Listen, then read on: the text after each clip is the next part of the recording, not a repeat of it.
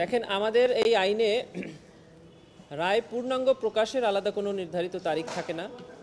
আপনারা জানেন যে 17ই নভেম্বর সাবেক প্রধানমন্ত্রী শেখ হাসিনাকে এবং তার স্বরাষ্ট্রমন্ত্রীকে মৃত্যুদণ্ড প্রদান করে ট্রাইব্যুনাল রায় প্রকাশ করেছিলেন, এবং তারপরে প্রসিকিউশন বা ডিফেন্স কে কবে এই রেজিস্ট্রার অফিস থেকে রায় কালেক্ট করবেন সেটা তাদের ব্যাপার।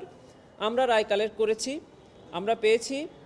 আমরা দেখতে পেয়েছি যে একটি অভিযোগে সাবেক প্রধানমন্ত্রী এবং সাবেক স্বরাষ্ট্রমন্ত্রীকে আমৃত্যু কারাদণ্ড প্রদান করা হয়েছে, এবং আরেকটি অভিযোগে এই দুজনকেই মৃত্যুদণ্ড প্রদান করা হয়েছে। আমরা রায় পর্যবেক্ষণ করছি, সিনিয়র প্রসিকিউটর আছেন আমাদের সাথে, চিফ প্রসিকিউটর স্যারও দেখছেন। আমরা প্রাথমিকভাবে সিদ্ধান্ত নিয়েছি যে অভিযোগে সাবেক প্রধানমন্ত্রী শেখ হাসিনা এবং সাবেক স্বরাষ্ট্রমন্ত্রী আসাদুজ্জামান খান কামাল সাহেবকে আমৃত্যু কারাদণ্ড প্রদান করা হয়েছে, এই দুটি অভিযোগের বিরুদ্ধে প্রসিকিউশনের পক্ষ থেকে অ্যাপিলেট ডিভিশনে অ্যাপিল করা হবে এই শাস্তি বাড়িয়ে মৃত্যুদণ্ড করানোর জন্য। যে এতটুকুই বললাম। যে তিনটি গুরুত্বপূর্ণ মামলা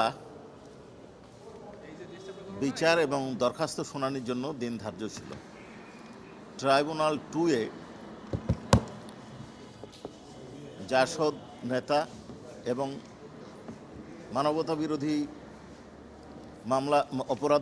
মামলার অন্যতম অভিযুক্ত জনাব হাসানুল হক ইনু তার চার্জ ফ্রেমিং আদেশের বিরুদ্ধে একটা রিভিউ অ্যাপ্লিকেশন দিয়েছিলেন।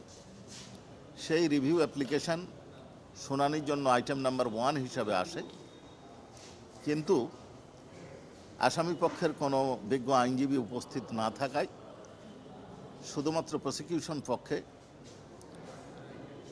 Learned chief prosecutor Tajul Islam শুনানি করেছেন এবং তাদের রিভিউ অ্যাপ্লিকেশন বাতিলের আবেদন জানিয়েছেন, এবং বাতিলের আবেদন জানার কারণ হিসাবে যেটা উল্লেখ করেছে সেটা হচ্ছে যে এই আবেদনে জুলাই বিপ্লবকে চ্যালেঞ্জ করা হয়েছে। জুলাই বিপ্লবের ভিত্তি করে যে সরকার গঠিত হয়েছে সেই সরকারের গ্রহণযোগ্যতা ঠিক নয়, অস্তিত্বকে চ্যালেঞ্জ করা হয়েছে, অর্থাৎ সরকারের ক্ষমতাকে চ্যালেঞ্জ করা হয়েছে। আরও বেশ কিছু কথা বলা হয়েছে যেগুলো আদালতের জন্য অপমানজনক বলে আমাদের কাছে মনে হয়েছে। এই সব বিবেচনায় এই রিভিউ পিটিশন নামঞ্জুরের আমরা বক্তব্য দিয়েছি। অনারেবল ট্রাইব্যুনাল তার আদেশ ওপেন কোর্টে ডিক্লেয়ার করেননি, হয় পরবর্তী ধার্য তারিখে দিতে পারেন অথবা চেম্বারে গিয়ে হয়তো আদেশ দিবেন। ওই পক্ষের বক্তব্যের ব্যাপারে কোনো বক্তব্য ট্রাইব্যুনাল দেননি যে তাদের বক্তব্য শোনার জন্য কোনো দিন দিবেন কিনা। যদি ট্রাইব্যুনাল শোনার দিন দেন সেটা ট্রাইব্যুনালের এখতিয়ার, সেটা আমাদের বিবেচ্য বিষয় নয়। আবু সাইদ মামলায় একজন সাক্ষ্য গ্রহণের দিন ধার্য ছিল, 21 নম্বর সাক্ষী, তিনি তার জবানবন্দি দিয়েছেন এবং জেরা সম্পন্ন হয়েছে। ট্রাইব্যুনাল 1-এ চাংখারপুলে যে হত্যাকাণ্ড হয়েছিল বিজয়ের দিন, বিজয়ের দ্বার প্রান্তে, সেই মামলার তদন্তকারী কর্মকর্তার জবানবন্দি শেষ হয়েছে। নতুন এবং ফিরে আসা গ্রাহকদের জন্য নগদে চলছে ক্যাশব্যাক সহ প্রতিদিন হাজারো উপহার জেতার সুযোগ। হবে আসা আর ফেরা, সারপ্রাইজ সেরা।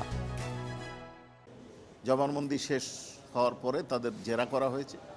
জেরার পরে আজকে তাকে আমরা দুটো পয়েন্টে রিকল করেছিলাম, রিএক্সামিন করেছি। তাদের জেরা সম্পন্ন হয়েছে।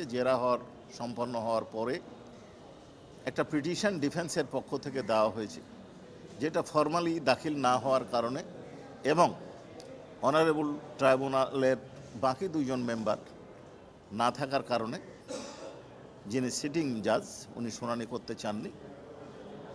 তবে এটার দিন ধার্য নিয়ে কিছু কথাবার্তা আমাদের মধ্যে হয়েছে। আগামী 11 তারিখ তাদের দরখাস্ত শুনানি এবং রাষ্ট্রপক্ষের বা প্রসিকিউশন পক্ষের যুক্তিতর্কের জন্য দিন ধার্য হয়েছে। তাদের দরখাস্তের বিষয়বস্তু ছিল একজন আসামি পক্ষে তারা সাফাই সাক্ষী দেবেন। যেহেতু দরখাস্ত ফর্মালি উপস্থাপন করা হয় নাই, তাই সেই দরখাস্তের বিষয়বস্তু সম্পর্কে বা মেরিট সম্পর্কে আমরা আপনাদের সামনে কোনো কিছু বলতে চাচ্ছি না। 30 তারিখে তাদের দরখাস্ত শুনানি এবং যুক্তিতর্কের দিন ধার্য হয়েছে। যদি তাদের দরখাস্ত অ্যালাউ হয় তাহলে যুক্তিতর্ক হবে না, পরবর্তীতে ডিডব্লিউর জন্য দিন থাকবে।